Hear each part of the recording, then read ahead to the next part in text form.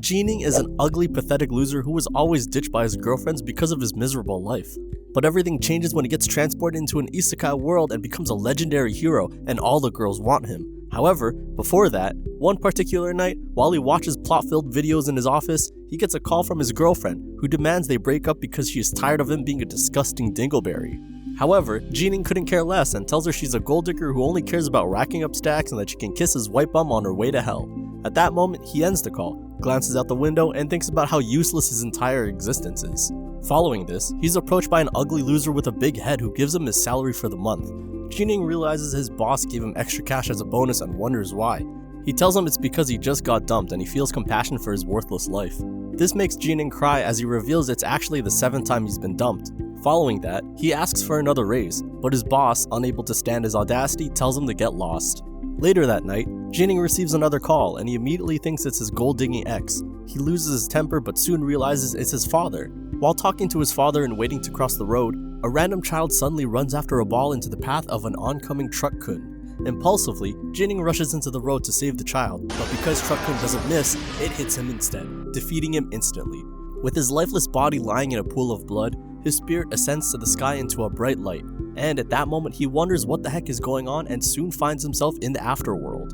In the afterworld, a giant otherworldly creature approaches him and informs him that the Lord of Sweet Palace demands his presence, and with no other option, he climbs into the monster's palm and gets carried away. Afterward, he is brought before an ugly dude who could easily be mistaken as a rat. Jining then stares at a portrait of the prettiest goddess holding a magic gem. And just as he thinks of bending her over, the portrait comes to life and the goddess notices his stare.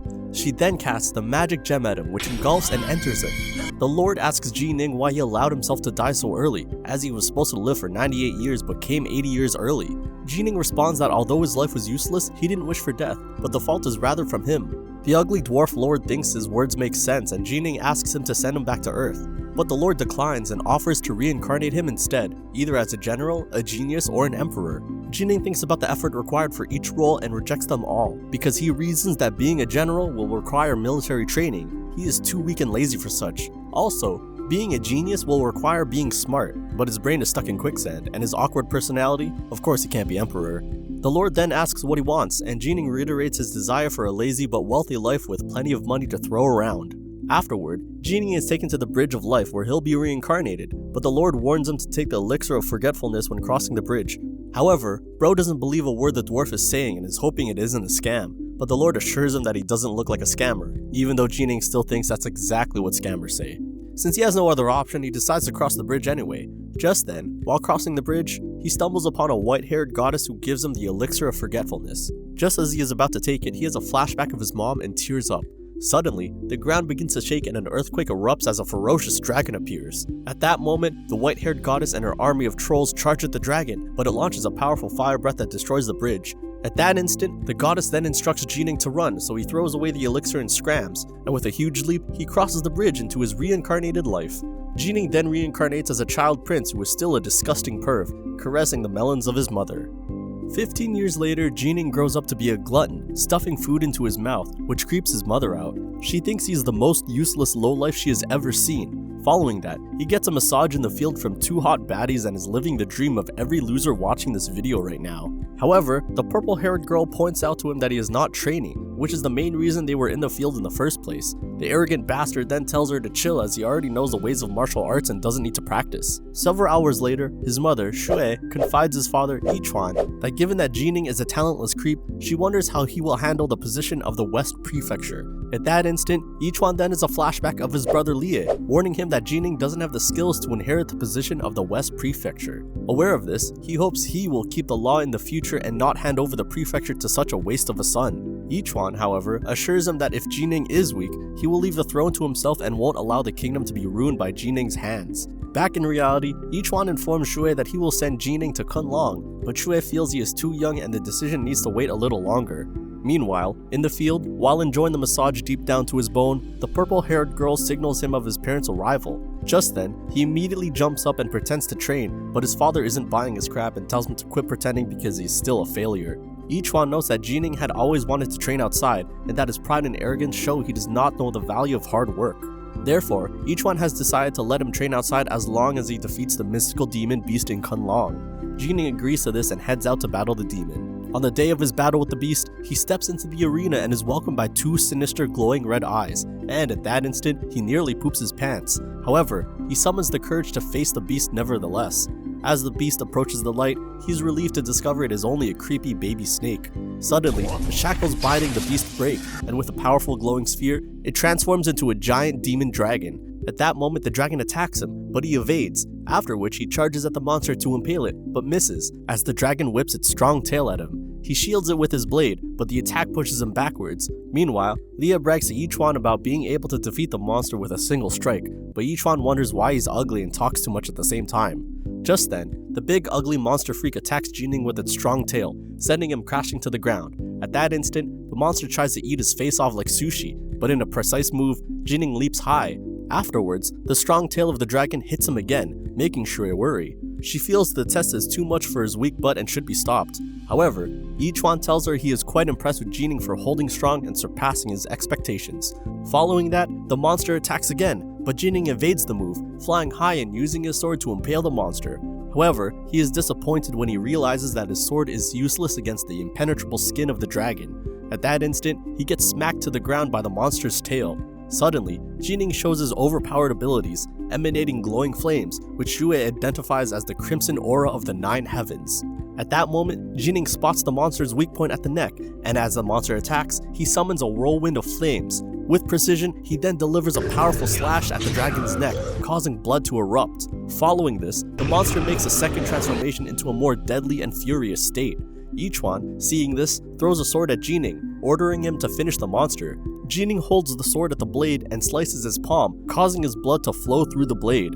This bonds the blood to the blade and unleashes his dormant powers into the blade. Jining then attacks the monster, flying high and impaling its head as blood erupts, obliterating the dragon instantly. At the same time, somewhere in hell, a calamity-ranked demon dragon becomes furious at the dragon's death and vows to avenge his son. Several hours later, the city is attacked by giant, ferocious monsters, and a monstrous flying dragon heads for the fortress. At that instant, Yichuan, the governor, receives a report that the city is under attack by a demon snake, leading a pack of lesser demons charging towards the fortress, and they're looking for revenge for its slain dragon son. Yichuan sees the winged monster above the fortress, staring at its slain son with Jining, the dweeb, still standing over the dead dragon basking in his glory, which infuriates the monster as it growls. Realizing Jining is toast and will probably visit heaven soon, Yichuan screams at the idiot to run. At that moment, the winged dragon breaks through the chains of the fortress, crashing into the arena with a monstrous thud, and threatens to roast Jining with fire breath so intense that even the devil would have compassion on him. Upon hearing this, our MC gets scared and scrambles, infuriating the monster more. Suddenly, the other low-ranking demons appear, ready to party, but Jining's family arrives just in the nick of time to save this twerp. Instantly, the low-ranking demons charge at them, but Shui casts a powerful spell, while Leah slashes through them like onions, and the white-haired dude, with a Mike Tyson punch, impales the disgusting throat of a monster. Simultaneously, Shui summons a glowing dagger that slices the monsters into two like beef, as each one punches and kicks the monsters. Meanwhile, the monster continues its onslaught on Jining while he evades. Jining battles the demon by casting a powerful spell called the Dripping Water Sword Technique and lands a powerful attack with his sword, but the monster blocks his attack effortlessly. The collision of the attack then sends his sword flying. Suddenly, the monster cuts off his arm, causing Jining to scream in pain, and he crashes into the wall from the impact. Following that, the monster soon launches another attack, which he evades by jumping high and running on top of the arena's fence. At that moment, he sees his useless arm entering heaven, but he casts a spell to drag its soul back. Utilizing that distraction, the monstrous dragon launches its giant tail at him, but he is saved by Yichuan, who delivers a precise strike that slices the dragon's tail like cabbage. Just then, the dragon becomes enraged and unleashes dragon fire breath at them as they both scram, with Jining leaping and landing outside the arena, meeting his mother, who is worried sick. However, Yichuan, amidst the fire, launches a powerful sword attack, but the useless dragon flees the battle to fight another day. Yichuan, wanting to end the fight, chases after it and summons a glowing bow and arrow. He fires at the dragon, hitting the mark and impaling the dragon's tail, but the wounded dragon continues flying away. Yichuan then summons his magical flying dragon and continues chasing it. He then unleashes multiple arrow attacks that impale the dragon even more, crashing it into the ocean. Later that day, Jining and Shui walk through the city and see the wounded citizens. Jining feels that the monster dragon wasn't wrong for attacking and that they were at fault for killing its son, but Shui thinks he is weak for having such thoughts. A few weeks later, Jining is informed by Choya that the purple-haired baddie Chun Kao is leaving the fortress with her father. Just then, he goes to see the man and learns that he is the leader of a small tribe that was destroyed by the snake demon, and because of that, he brought Chun Kao to the fortress to keep her safe while he rebuilt the tribe. Since the fortress is no longer safe due to the recent attacks by dragons, he wants to take her away to have a peaceful life. However, Chun Kao declines, insisting on staying with the prince as she doesn't want a boring, useless life. The following day, Jining approaches Yichuan, who gives him an amulet of persecution. He informs Jining that in times of danger, he should break it, and he will come to save him. However, he warns that the object only works within a few thousand kilometers, and Jining should stay within a reasonable distance. Afterwards, Yichuan also tells him that he is free to train outside the kingdom as he desires, which excites Jining, causing him to leap for joy like a kid with candy. Just then, Shui approaches Yichuan and reminds him that the snake demon is not dead yet and that sending Jining outside the kingdom is really an idiotic idea. But Yichuan feels it's the best decision as it will help Jining mature. On the other hand, Chun Kao sits brooding because of how boring her life will be, while her old man approaches her to convince her even more that it is the best decision. Suddenly, a monstrous snake demon hovers just above them. Several weeks later, Jining is enjoying life outside the palace like a spoiled brat in the company of Choya and the white-haired Superman ripoff Bai. Choya grows worried that the prince could be in danger as they are in the Azure Sky Snake region, but Bai seems less concerned, as he is confident that there's nowhere that the G-Clan cannot go. A few minutes later, Jining, overly excited about being outside the fortress for the first time in a while, climbs a tree like all kids do, but he stumbles upon dragon younglings, and being curious, he touches one to get a better view. Suddenly, a ferocious green snake dragon appears, frightening him so much that he falls and hugs the ground. He hears giggles and, looking up, sees a green-haired ugly girl. He wonders who the heck she is, but the girl tells him she's laughing because she can't cry at how ugly his face is. Jining retorts that she has a striking resemblance with the snake, which provokes her. She demands he apologizes to the snake for calling her ugly, but he declines, which enrages her. She then transforms into a green snake dragon, causing Jining to rethink and consider apologizing. Meanwhile, somewhere in the forest, John, an ugly mage, receives information from a circus freak about the Azure Snake Demon. John, however, informs him that the spell is ready and just needs the snake to enter it, allowing the snake to be manipulated at will. Shortly after, they both venture into the forest to spy on the snake demon, and while at it, they spot Jining battling the snake demon and realizes that the fool has already done the job of leading the snake to the spell.